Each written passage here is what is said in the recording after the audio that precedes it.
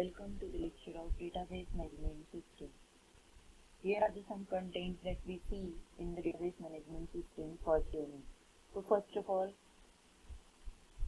what is DBMS? That is, what is Database Management System? So database is an organized collection of data generally stored and accessed electronically from a computer system, which means that whatever the data we require to do particular thing is a collection of organized data. That means first of all we collect a raw data for whatever our task, and for that data we are doing some operations on that data and do it or store it in a computer system. Or we can say it as a set of application program used to access, update and manage that data. Suppose whatever the operation we are doing and on that particular data, we are storing in a particular table. Suppose we have to add an row, insert a particular word or delete that particular record. So that operation we can do with the help of database system. We have the data before the 1960s. From that there also we are using this database. But at that time the system or our managing time or things are different. That means previously we have books or registers for managing that particular data. Now we have the computer system to store our data. This is the brief history of the database system. So main thing, why we use particular DBMS subject or why we use particular thing. So we want to store data independently and access it efficiently. For that purpose we are using or we are accessing the database management system. Or second thing, we have to reduce our application development time. That means we have to do particular thing in a very little or very reduced time by using this computer system. We can store our data by using data integrity and its security. That means we have to store our data securely. That means someone theft will not allow to access our data without our permission. Next thing is that we have the permissions to access our data. Uniform data administration. We have to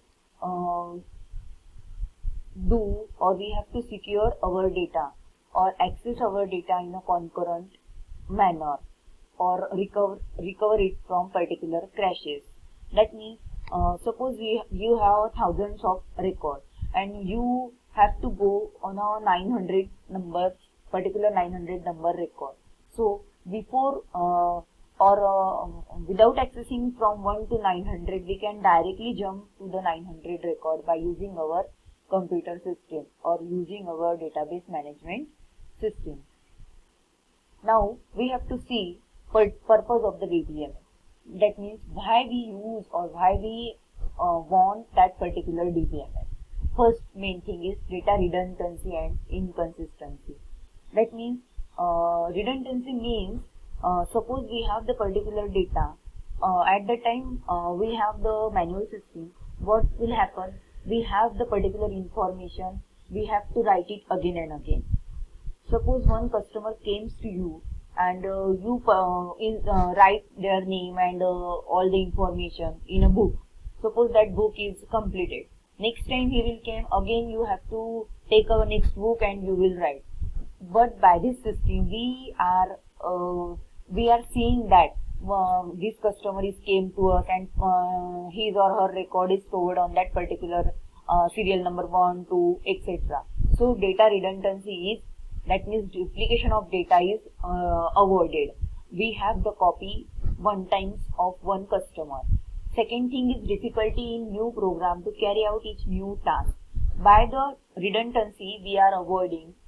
So we easily do the new task on that particular data. Third thing is data isolation. That means data in different format. By this system we are storing different data in same file or in same table in a particular row and column. But in the manual system this will not happen. Second thing, security problem. But by using this DBMS system we are storing our data more securely. Without our permissions, our data cannot be accessible to the other person. If we want to lock that data, we are storing it in a locking system also. Second thing, integrity problem. That means suppose you have to allow particular constraints to the particular table by the computer system or by the DBMS system. We are allowing that particular constraints to our database. That means suppose you want to store particular amount in the particular row. That means you restrict that particular row has 0 value or null value. So we restrict that particular column by giving the constraint by using the DBMS concept. So this is the main concept or main thing behind the DBMS. After that we have models to store our data, hierarchical model, network model. So that model concept we will see in our next lecture. Thank you.